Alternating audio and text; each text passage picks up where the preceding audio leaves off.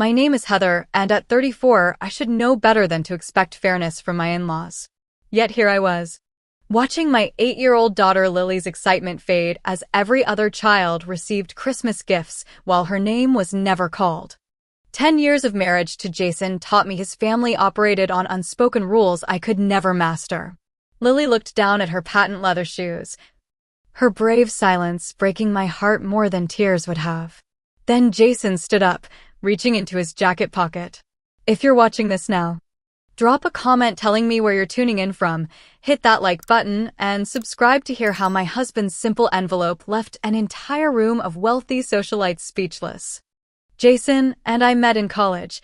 He was the charming business major from old money, and I was the education student working 3 jobs to pay tuition. Our worlds couldn't have been more different. His parents, Marcus and Eleanor Wilson, never quite approved of me from the beginning. She's very quaint, Eleanor had said during our first meeting, examining my department store dress with barely concealed disdain.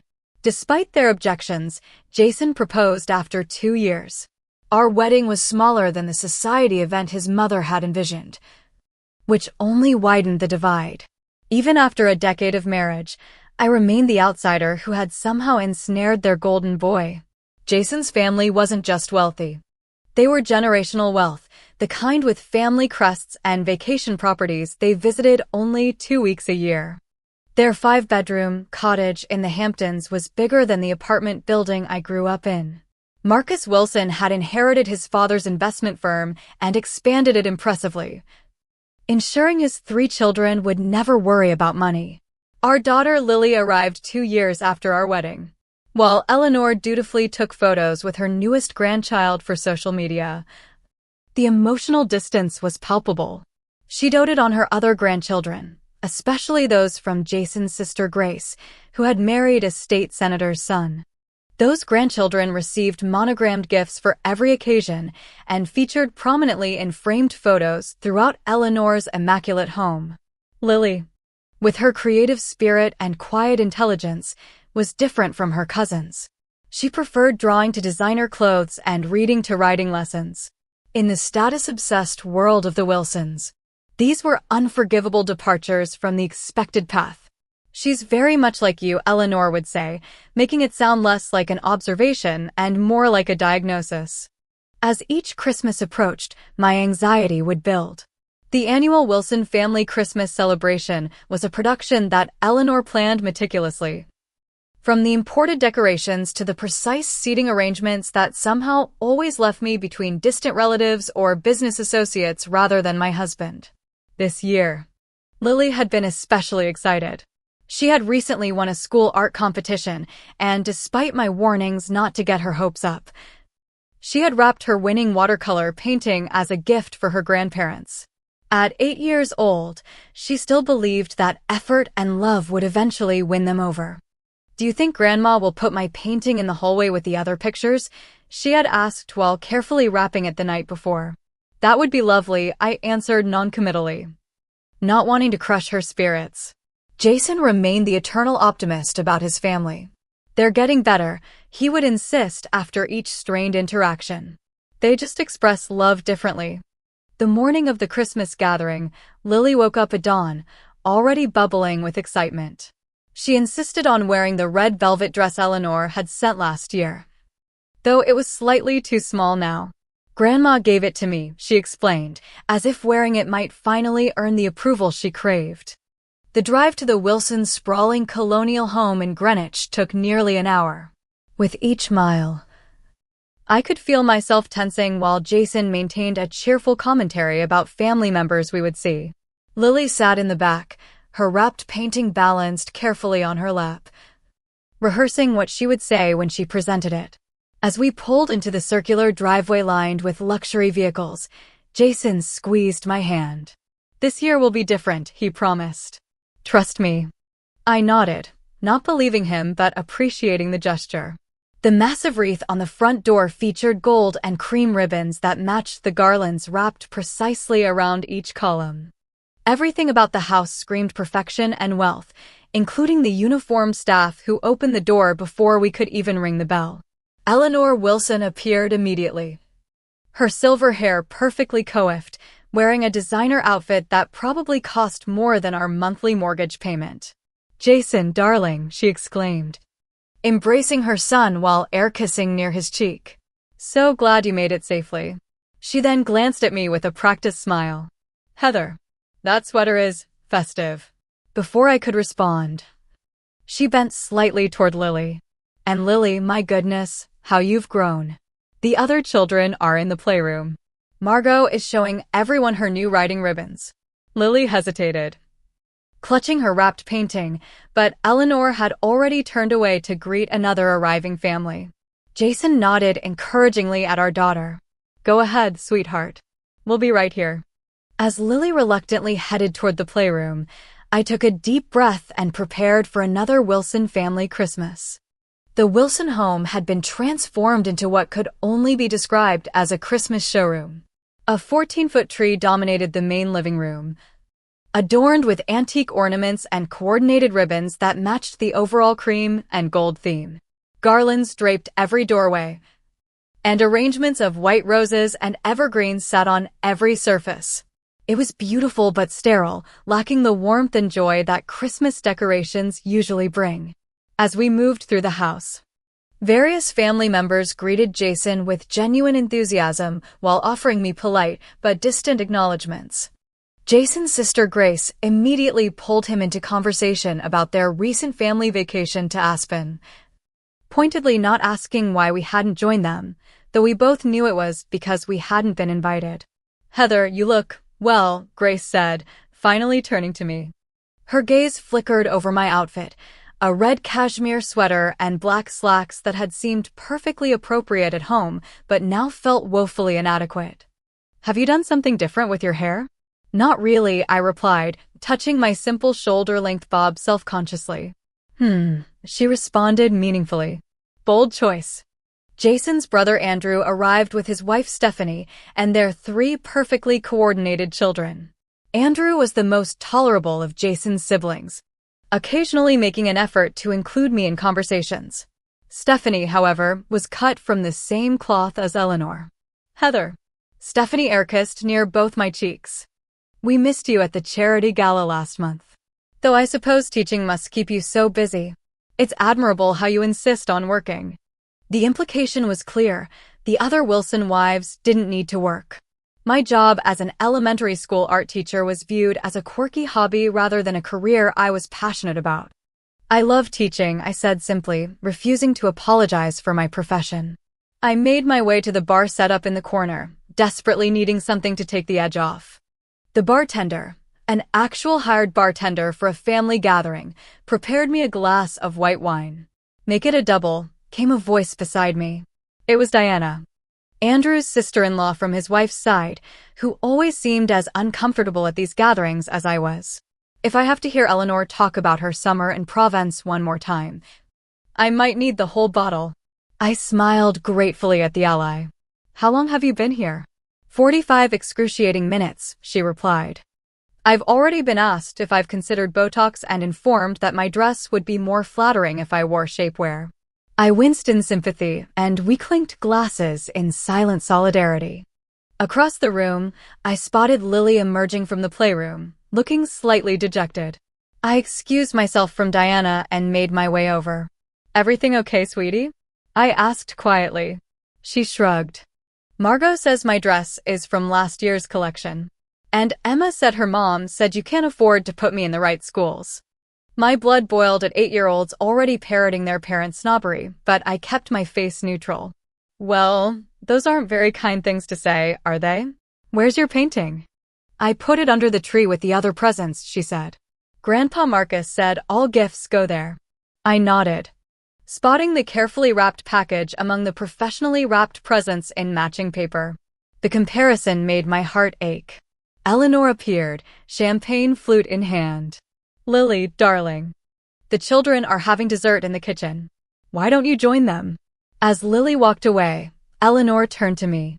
"Heather, I've been meaning to ask, have you considered St. Margaret's for Lily? All the grandchildren attend. Of course, it's quite selective, but perhaps Jason could speak with the admissions director." Lily loves her school, I replied, maintaining my composure. She's thriving there. Eleanor sighed as if I'd disappointed her yet again. Well, I suppose that public school is adequate for now. Though the right educational foundation is so important for college applications. She's 8, Eleanor. Precisely. These formative years are critical. She patted my arm condescendingly. Think about it. The family could help with tuition if that's the concern. Before I could respond, she drifted away to attend to other guests, leaving me seething. The implication that we couldn't provide properly for our daughter was a frequent theme, despite the fact that Jason had a successful career and we lived comfortably. We simply didn't flaunt our finances or live by the Wilson family's materialistic standards. I found Jason deep in conversation with his father in the study. Marcus Wilson was imposing even at 70, with a full head of silver hair and the confidence of a man accustomed to being obeyed. They fell silent as I entered. Am I interrupting? I asked. Not at all, Jason said quickly, though Marcus's expression suggested otherwise. Just discussing some family business, Marcus said dismissively. Eleanor is probably looking for help with dinner preparations.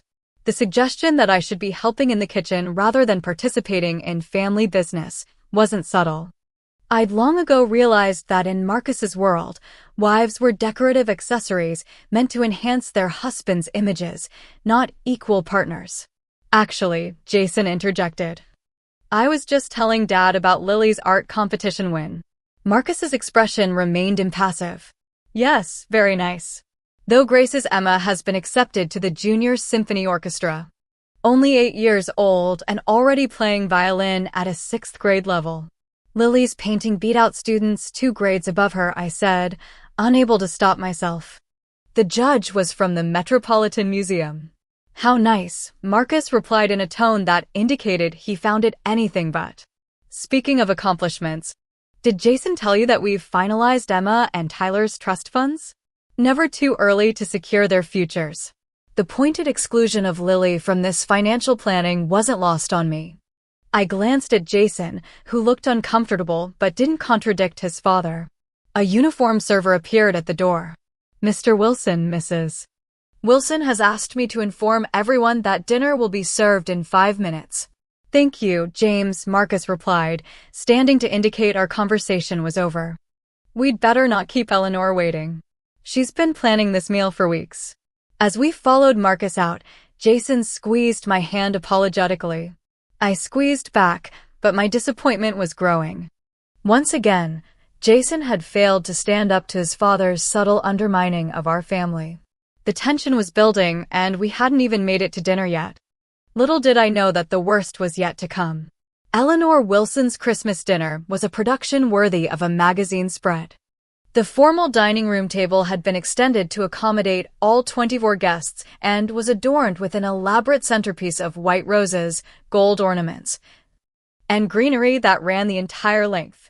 Tall tapered candles in crystal holders cast a flattering glow over bone china, sterling silver flatware, and crystal glasses that sparkled in the light of the chandelier. Name cards in elegant calligraphy marked each person's place. Predictably, Jason was seated near his father at one end of the table, while I found myself between a distant cousin's husband I'd met once before and one of Marcus's business associates. Lily had been relegated to the children's table in the adjacent breakfast nook, visible but separate. Eleanor has outdone herself this year, commented Diana, who had fortunately been seated across from me. She leaned in slightly. Though I think the centerpiece might be taller than building code allows. I stifled a laugh, grateful again for her presence. The first course arrived, a delicate butternut squash soup garnished with crème fraîche and truffle oil. As we began to eat, Eleanor presided over the conversation like a conductor, directing discussion toward topics that highlighted family accomplishments. Grace, tell everyone about Emma's violin recital, she prompted, beaming at her favorite grandchild.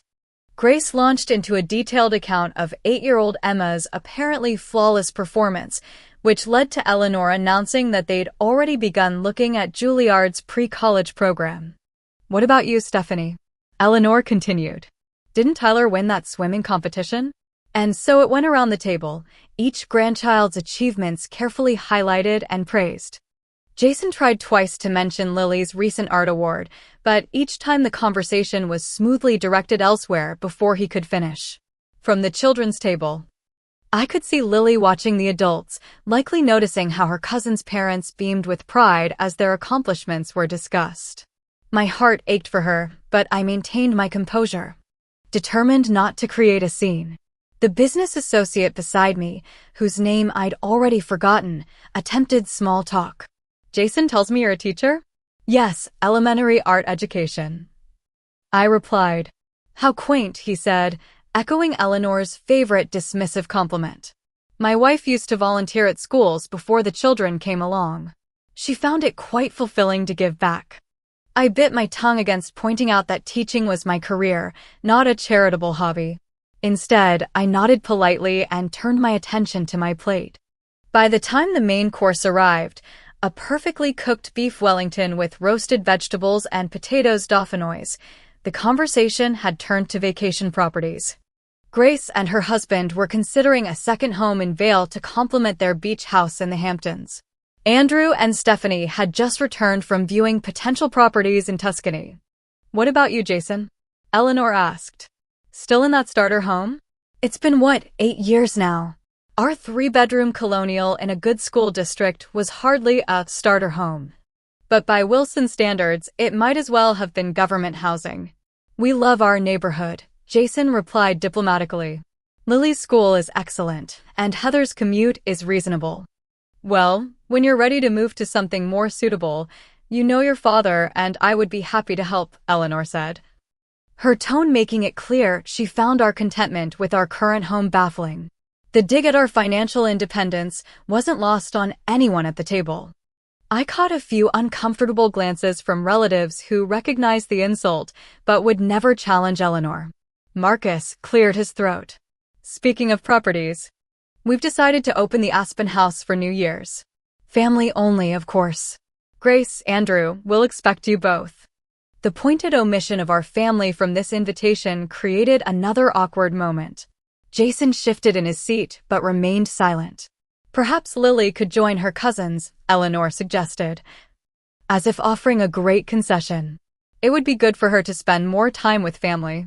The implication was clear. Lily was invited, but I was not. Before I could respond, Jason spoke up. We actually have plans for New Year's already, but thank you for the offer, Mom. We had no such plans, and I shot him a grateful look for the graceful exit. As dessert was served, an elaborate bûche de Noël that Eleanor informed everyone had been prepared by her personal chef, Marcus stood to offer a toast. He raised his crystal glass of expensive cognac. To family, he began, our greatest blessing and legacy. To Grace and Philip, whose contributions to the family name continue to make us proud.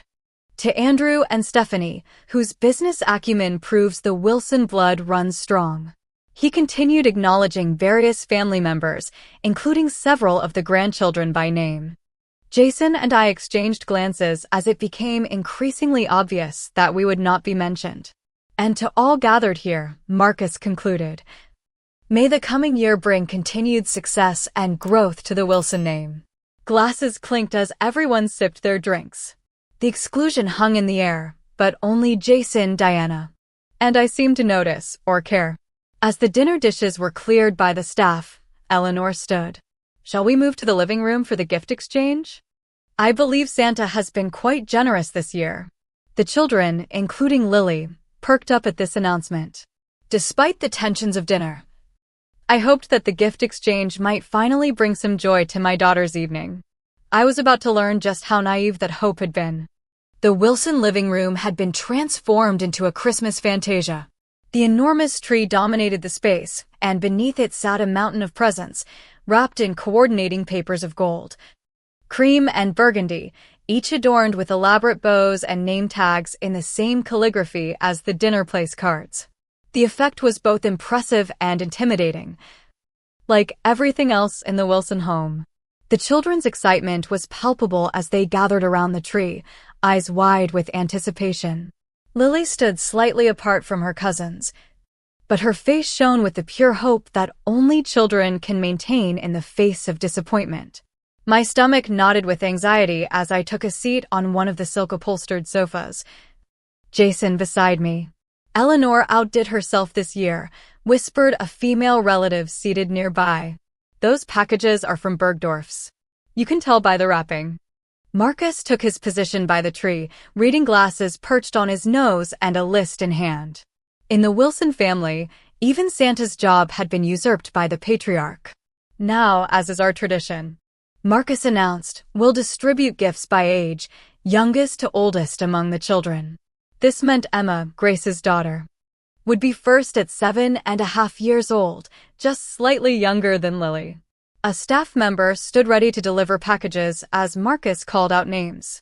Emma Wilson, Marcus read, consulting his list. 5 packages. The uniformed houseman carefully gathered Emma's gifts and placed them before her on the Persian rug. She immediately began tearing into the expensive wrapping paper, revealing a designer coat, a jewelry box containing what appeared to be real pearl earrings, an iPad, a set of leather-bound classic books, and a certificate for horseback riding lessons. Thank you, Grandma and Grandpa, she exclaimed, rushing to hug both Eleanor and Marcus. Only the best for our little virtuoso, Eleanor replied, stroking Emma's perfectly curled hair.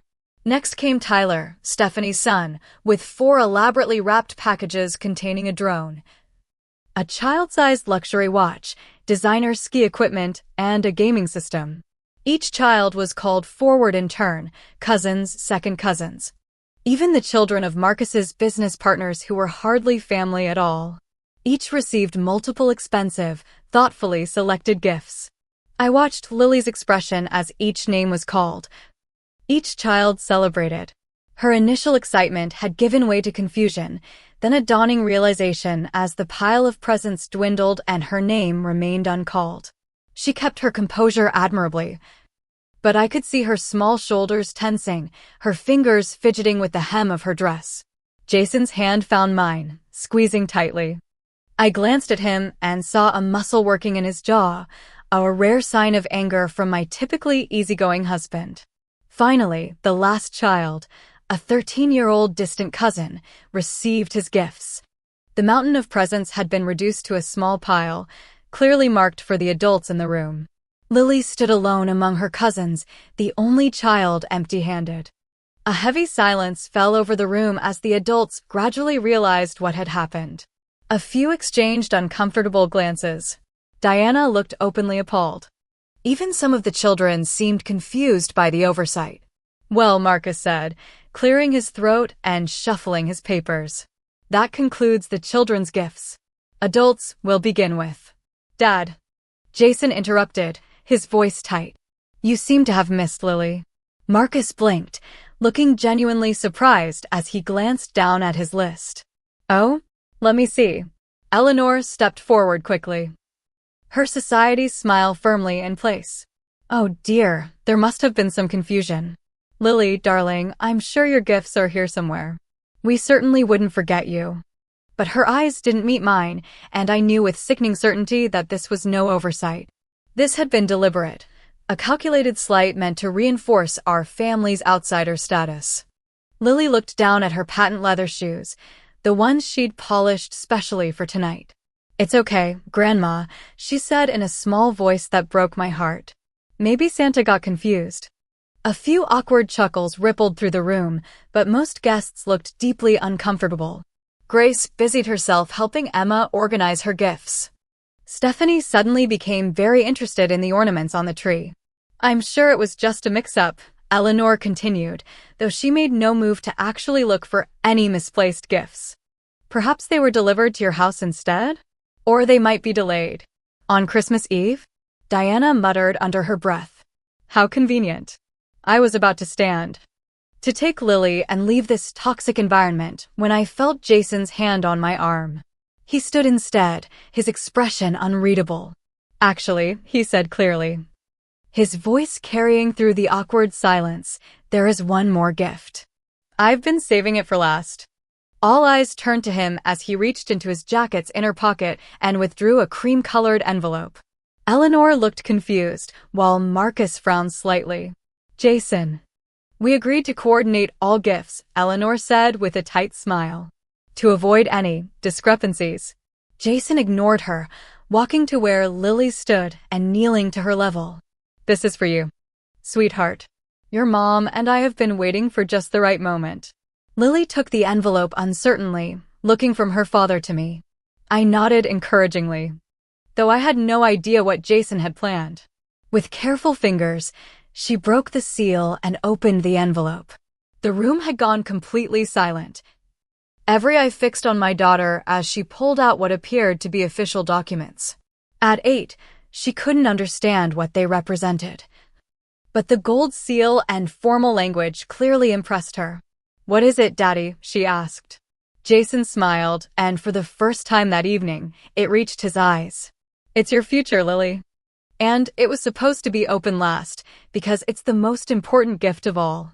I watched my daughter's face as she tried to make sense of the formal documents in her hands. The room remained silent, tension building as everyone waited to discover what Jason had done. I was as much in the dark as everyone else, my mind racing with possibilities. I don't understand, Lily said softly, looking up at her father with confused eyes. Jason placed his hand gently on her shoulder and turned to face the room. His expression a blend of determination and something I'd rarely seen in him when dealing with his family, righteous anger carefully controlled. Inside that envelope, he announced. His voice steady and clear, are the documents for an education trust fund that Heather and I established for Lily the day she was born. We've been contributing to it monthly for 8 years. Murmurs rippled through the gathering. Eleanor's perfectly composed face showed the first cracks of genuine surprise. Marcus removed his reading glasses slowly, his expression calculating. We've never wanted Lily's future to depend on anyone's approval or conditional love, Jason continued. She deserves security that can't be withdrawn if she doesn't meet certain expectations or follow a prescribed path. My heart swelled with pride and love for my husband as I realized what he was doing. This wasn't just about the trust fund, it was about something much bigger. But that's not all, Jason said, returning his attention to Lily. There's something else in there, sweetheart. Can you find the other paper? Lily shuffled through the documents until she found a folded piece of paper with a real estate company's letterhead. She looked questioningly at her father. That, Jason said, loud enough for everyone to hear, is the proof that we've purchased our new home. We close in January. I gasped audibly. This was completely unexpected. We hadn't been house hunting. At least not that I knew of. Jason met my shocked expression with a small, apologetic smile before continuing. It's a beautiful house, Lily. 4 bedrooms. A huge backyard with a tree perfect for the treehouse I've promised to build you, and most importantly. He paused, looking directly at his parents. It's in Denver, Colorado. The bomb had been dropped. Eleanor actually took a physical step backward, her hand flying to her pearl necklace. Marcus's face darkened ominously. Denver? Eleanor finally managed. But that's halfway across the country. 2,000 miles, to be exact, Jason confirmed. I've accepted a position as regional director with my company's Western division. We start fresh in the new year. I felt tears welling in my eyes as the magnitude of what Jason had orchestrated became clear. He had planned our escape from this toxic family dynamic. Had been working toward it silently while I endured each holiday, each slight, each passive-aggressive comment. You can't be serious, Marcus said, his voice dangerously quiet. You have responsibilities here, Jason. To the family, to the connections we've built for you. My responsibility, Jason replied firmly, is to my wife and daughter. To their happiness and well-being. Lily was looking between all of us adults, sensing the importance of what was happening, but not fully understanding it. Are we moving, Mommy? She asked. Looking up at me. I nodded, finding my voice. It seems we are, sweetheart. But what about my painting? Lily asked, gesturing toward her carefully wrapped gift still sitting unopened under the tree. I brought it for Grandma and Grandpa. Her innocent question hung in the air, highlighting the contrast between her genuine affection and the calculated exclusion she had experienced. A few of the relatives looked away in shame. Eleanor, ever conscious of appearances, quickly composed herself. "This is hardly the time or place for such announcements, Jason. We can discuss this privately later." "No, Mother," Jason said, his tone leaving no room for argument. "I think this is exactly the right time and place. For 10 years, I've watched you and Dad subtly exclude Heather from this family. I've made excuses, hoping you'd eventually see what a wonderful person she is, what an amazing mother she is to your granddaughter." He gestured around the room. "But tonight made it crystal clear that's never going to happen. Every child in this room received multiple expensive gifts, even children who aren't actually family, while my daughter stood alone with nothing." "There was clearly a mix-up," Eleanor insisted, though her usual confidence had faltered. "Was it a mix-up when you seated Heather away from me at dinner?" Jason challenged. "Was it a mix-up when you invited all the grandchildren to Aspen except Lily? Was it a mix-up when you conveniently forgot to mention Lily's art award while praising every other grandchild's accomplishments?" The room had gone deathly quiet. No one had ever spoken to Eleanor and Marcus Wilson this way, certainly not their favorite son. "I've spent years trying to bridge two worlds," Jason continued, his voice softening slightly, "hoping you would eventually accept the family I've chosen.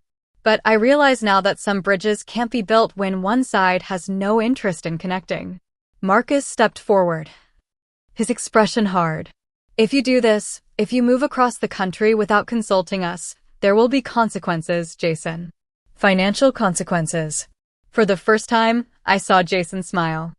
Not his usual accommodating smile, but something stronger and more genuine. "I'm well aware of that, Dad. The thing is, Heather and I have never needed your money. We've built our own security. On our terms." He turned to Lily, who was watching with wide eyes. "What we're giving you, Lily, isn't just money for college or a new house. It's freedom. Freedom to be exactly who you are, without having to earn love through achievements or conformity." I could no longer hold back my tears as I moved to stand beside my husband and daughter. Whatever came next, we would face it together. "We should go," I said quietly to Jason. He nodded, then addressed the silent room once more. "Merry Christmas, everyone. Lily, would you like to give Grandma and Grandpa your gift before we leave?" Lily hesitated, then nodded. She retrieved her carefully wrapped painting from under the tree and approached her grandparents. With dignity remarkable for her 8 years, she held it out to Eleanor. "I made this for you," she said simply. "I won first place." Eleanor took the package automatically, looking genuinely conflicted for perhaps the first time since I'd known her. "Thank you, Lily," she said, her voice uncharacteristically subdued. As the three of us turned to leave, an unexpected voice broke the silence. "Wait," said Andrew, Jason's brother, rising from his seat. "This is wrong. All of it." I tensed, expecting another attack. But Andrew surprised me by continuing, "Jason's right. This family has become about appearances and achievements instead of actual love and support." He looked at his own children, then back at his parents. "Is this really the legacy you want to leave? Grandchildren who think they're only valuable for what they accomplish?" Eleanor's face flushed with anger. "Andrew, this is hardly the time." "It's exactly the time," he interrupted. "Because if Jason leaves like this, with these feelings unresolved, you'll lose him. You'll lose all of them. Is that what you want?" For a moment, I thought Andrew's words might break through. I saw something flicker in Eleanor's eyes, perhaps regret, perhaps just calculation. But Marcus stepped forward, placing his hand on his wife's shoulder. "We've indulged Jason's unconventional choices for years," he said coldly. "If he chooses to turn his back on this family now, that's his decision." Jason nodded, as if Marcus had confirmed something he already knew. "Goodbye, Dad. Mom." He took my hand in one of his, Lily's in the other. "Let's go home." As we walked out of the Wilson mansion, I felt a strange mixture of heartbreak and liberation. Behind us, I could hear raised voices as the carefully maintained facade of family harmony crumbled in our wake. In the car, Lily climbed into the back seat, still clutching the envelope with her trust fund documents. "Are Grandma and Grandpa mad at me?" she asked in a small voice.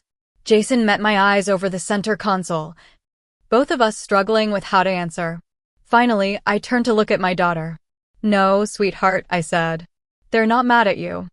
Sometimes adults make mistakes because they're so focused on what they think is important that they miss what's actually important. "Like my painting?" she asked. "Exactly like your painting," Jason confirmed, starting the engine. "But you know what? I think we should frame it and hang it in our new house in Denver. What do you think?" Lily considered this, then nodded. "I can make another one. I'm getting better all the time." As we drove away from the Wilson mansion, the Christmas lights growing distant in the rearview mirror, I reached for Jason's hand. There would be time later to discuss everything: the trust fund, the house, the job in Denver, all these enormous decisions he had made. But in that moment, all I felt was gratitude and love for the man who had finally chosen us, unequivocally and publicly, over the toxic environment of his family. "Thank you," I whispered. He squeezed my hand. "Merry Christmas, Heather." From the back seat, Lily's voice piped up. "Can we still have Christmas tomorrow?" "Absolutely," I assured her. "In fact, I think this might be our best Christmas ever." As we drove home through the snowy night, I realized that Jason's envelope hadn't just contained documents, it had contained our freedom. The drive home was quiet, each of us lost in our own thoughts. Lily eventually dozed off in the back seat, emotionally exhausted from the evening. I had dozens of questions swirling through my mind, but I waited until we were almost home before breaking the silence. "How long have you been planning this?" I asked softly. Jason glanced at me, then returned his eyes to the road. "The trust fund?" "Since the day Lily was born." "The move to Denver?" "About 6 months." 6 months. I repeated, stunned. "Why didn't you tell me?" He sighed, his hands tightening on the steering wheel. "I wanted to be sure everything was in place first. The job, the house. I was going to tell you tomorrow as your Christmas gift. Tonight wasn't how I planned to announce it." "What made you decide to do it now like that?" When I saw Lily standing there, the only child without gifts, something just broke inside me. His voice grew rough with emotion. "I've been making excuses for my parents for years, telling myself they just needed time to accept you, to love Lily the way she deserves.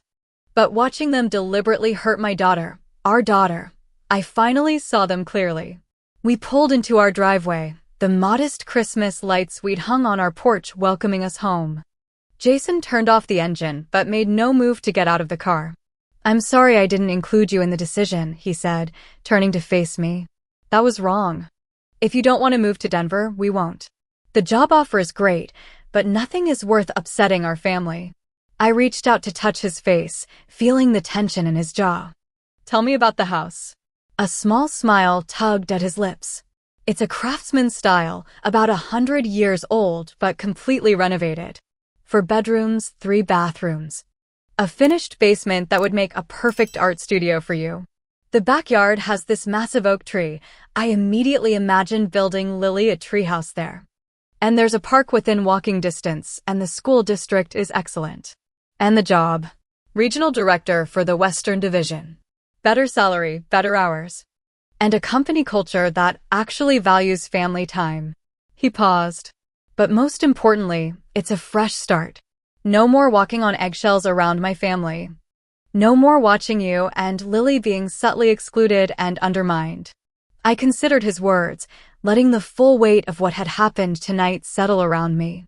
For 10 years, I'd tried to fit into the Wilson family, to earn their acceptance if not their approval. I'd watched my daughter begin the same futile effort, her innocent heart still believing she could win their love. Tonight had demonstrated, beyond any doubt, that this was a battle we could never win, and more importantly, one we shouldn't have to fight. "Denver sounds perfect," I said finally. "When do we move?" Relief washed over his face. "We close on January 15th. I start work February 1st. That's soon." "Too soon." I shook my head. "No, it's just right." We got out of the car and Jason gently lifted the still sleeping Lily from the back seat.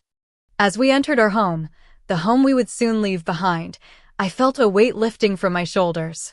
Once Lily was tucked into bed, Jason and I sat on the couch beside our own Christmas tree. It was smaller than his parents', decorated with a mismatched collection of ornaments we'd accumulated over the years, handmade ones from Lily, souvenirs from trips, sentimental pieces from my childhood. No designer color scheme or coordinated wrapping paper, but infinitely more meaningful. "There's more to tell you," Jason said, taking my hands in his. "About the trust fund." "I figured there was," I replied. "You never mentioned setting one up." "Because it wasn't just from me." He hesitated. "It was from my grandfather, my mom's father." This was unexpected. Eleanor's father had died when Jason was in college, before I'd met him. "Your grandfather? How?" "He left a provision in his will, a separate trust for each grandchild's future children. My parents were the trustees until the great-grandchildren turned 18. Jason's expression grew serious. "What my parents don't know is that when Lily was born, I had the family lawyer transfer trusteeship to me. Legally, they have no control over Lily's inheritance." I stared at him, processing this revelation. "So when your father threatened financial consequences." "He was bluffing," Jason confirmed. "Or rather, he doesn't know he was bluffing. They can cut me out of their will, but they can't touch what's already legally Lily's." "How much?" I began, then stopped myself. "Actually, I don't need to know the amount. Just tell me, is it enough for her education?" Jason nodded. "College, graduate school if she wants it, plus a starter fund for whatever life she chooses afterward. And I've been adding to it monthly since she was born." Tears welled in my eyes as the magnitude of his foresight hit me. "You've been planning our independence from your family for 8 years. "I think part of me always knew this day would come," he admitted. "I just didn't want to believe it. I kept hoping they would change, that they would see how amazing you are, how special Lily is. But tonight made it crystal clear that was never going to happen." "What about your relationship with them?" "They're still your parents, Jason." He was quiet for a moment. "I'm not cutting them off completely. But I am establishing boundaries, clear, non-negotiable boundaries. If they want to be part of our lives, they'll need to respect you as my wife and treat Lily with the same love and consideration they show their other grandchildren." "Do you think they'll ever come around?" "Honestly, I don't know.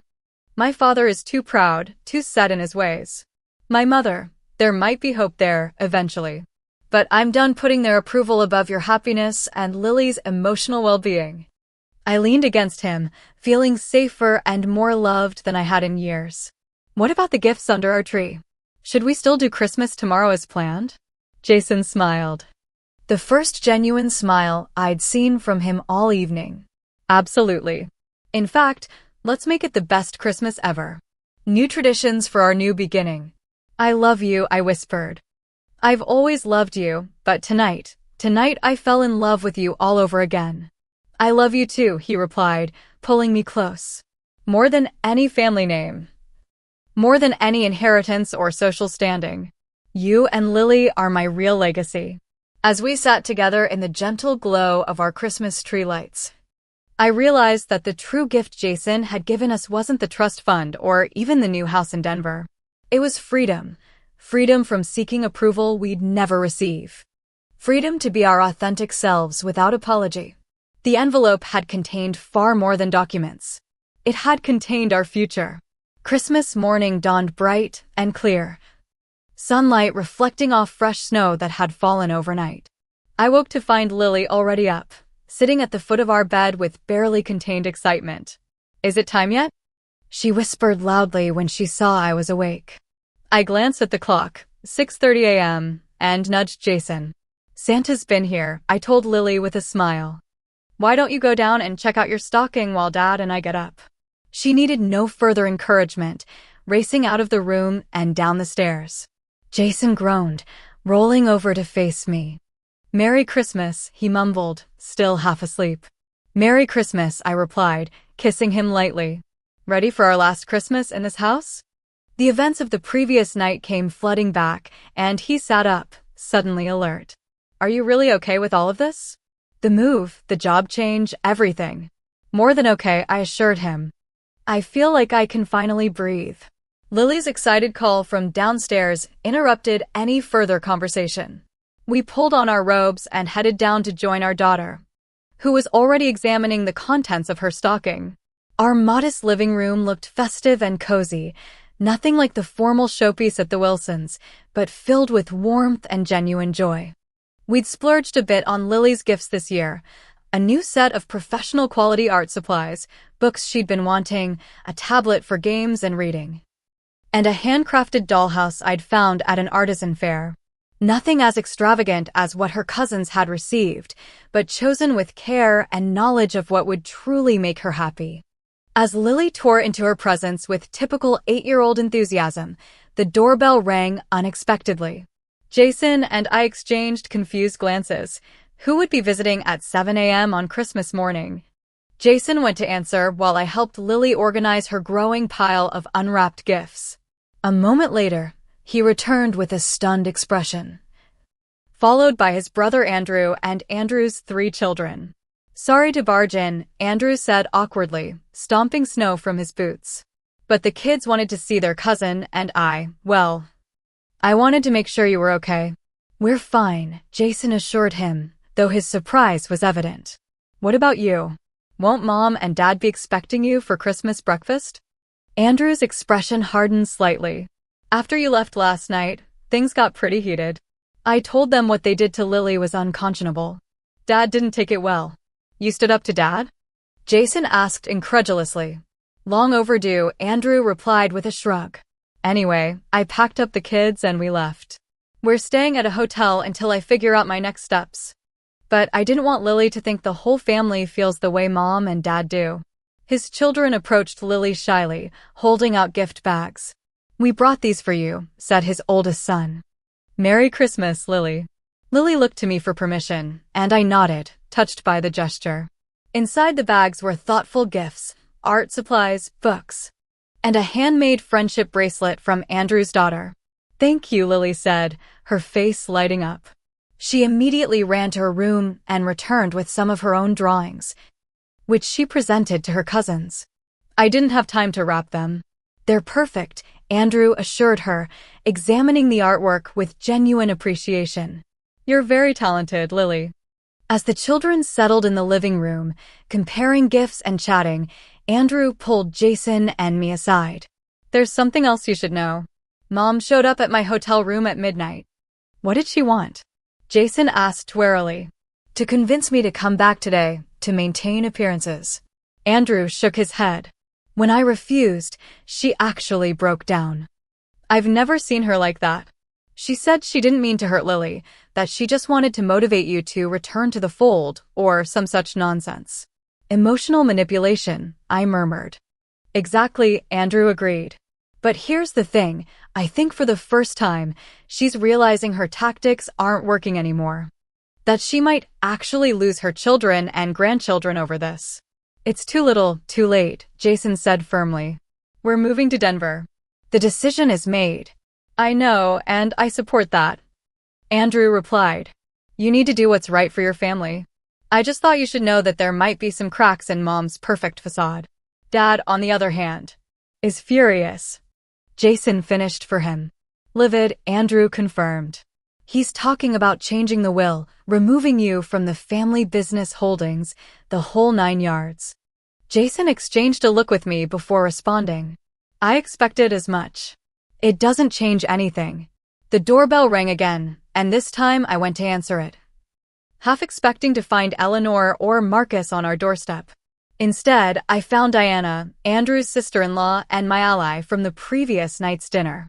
"I hope it's not too early," she said apologetically, clutching a gift bag. "I just wanted to drop this off for Lily, and to tell you both how much I admired what you did last night."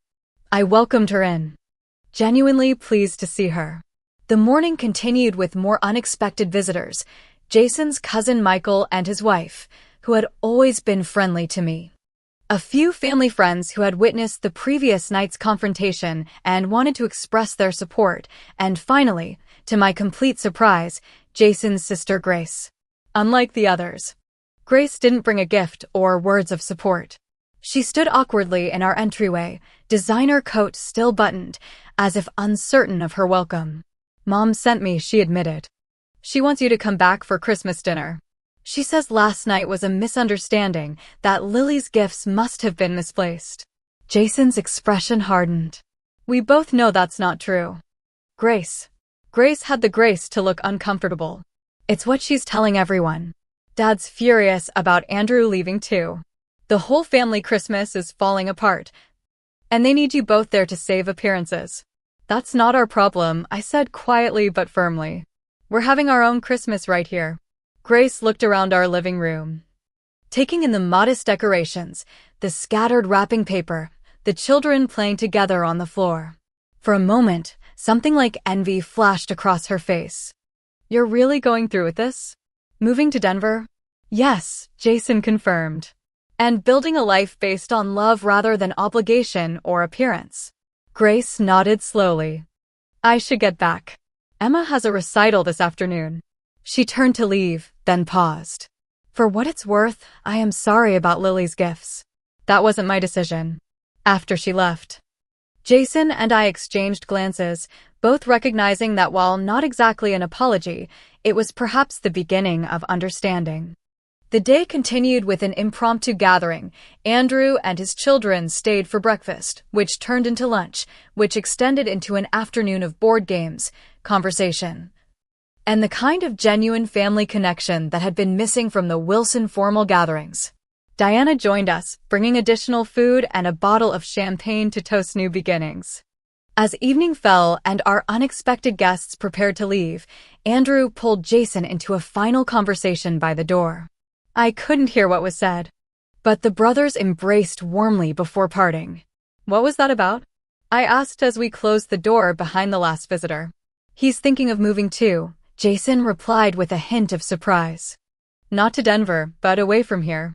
He said seeing us stand up to Mom and Dad made him realize how much he's compromised his own happiness to meet their expectations. I shook my head in wonder. One envelope really did change everything. Not the envelope, Jason corrected me. The decision to prioritize what truly matters. Later that night, after Lily had gone to bed, exhausted but happy from her unexpected cousin time, Jason and I sat together on the couch, the Christmas tree lights casting a soft glow over the room. I've been thinking about what to do with Lily's painting, I said. The one she gave your parents. What about it? I'm going to ask her to make a new one, a special one for our new house in Denver. I want it to be the first thing we hang on the wall. Jason smiled, pulling me closer. I like that idea. A fresh start with the things that truly matter on display. Do you regret it? I asked softly. Challenging your parents like that? Potentially losing your inheritance? He was quiet for a moment, considering.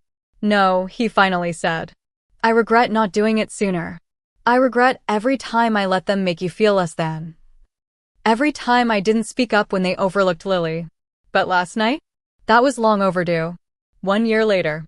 The Denver snow was lighter than what we were used to back east, drier, fluffier, and somehow more magical against the backdrop of the mountains visible from our backyard. Our craftsman home had indeed proven perfect for our family. With Lily's treehouse now complete in the massive oak tree and my art studio set up in the finished basement. Jason's new job had given him the work-life balance he'd always wanted but never prioritized. He coached Lily's soccer team now, made it home for dinner every night, and seemed happier and more relaxed than I'd ever seen him. I'd found a position teaching art at a progressive elementary school that valued creativity as much as academics. Lily was flourishing in her new school, making friends easily and continuing to develop her artistic talents. The Promise Trust Fund had been officially transferred to an account in Lily's name, with Jason and me as trustees until she turned 25. It represented security and opportunity, but more importantly, it represented freedom from the manipulative strings that had been attached to the Wilson family wealth. We'd heard from Andrew regularly. He had indeed moved, taking a position in Chicago and starting fresh with his children. He visited us twice, and the cousins had maintained their newfound friendship through video calls and letters. Eleanor had made several attempts at reconciliation, each one falling short of actual accountability. She'd sent birthday and Christmas gifts to Lily, called occasionally with superficial conversation, and even suggested visiting once, though she'd canceled at the last minute. Marcus, true to form, had followed through on his threats to remove Jason from his will and various family business holdings. Jason had received the legal notifications with remarkable equanimity, filing them away without comment. What surprised us most was Grace. 6 months after our move, she'd called Jason out of the blue, her voice uncharacteristically vulnerable as she asked questions about our new life. 3 months later, she'd visited with Emma, staying for a weekend that had started awkwardly but ended with genuine connection. Emma and Lily had discovered shared interests beyond the superficial activities the Wilson grandparents had always emphasized, and Grace had admitted, during a late-night conversation over wine, that she'd begun to question the values she'd unquestioningly accepted from her parents. Today, as we prepared for our second Christmas in Denver, I looked around our home with profound gratitude. Lily's artwork hung prominently on the walls, including a special painting she'd created of our new house, which held the place of honor in the living room. Our Christmas tree was decorated with a collection of ornaments that told our family story, new ones from our Colorado adventures mixed with treasured ones from our past. The doorbell rang, and Lily raced to answer it, knowing we were expecting friends, not family by blood, but the chosen family we'd built in our new community. A family based on mutual respect, genuine affection, and unconditional acceptance.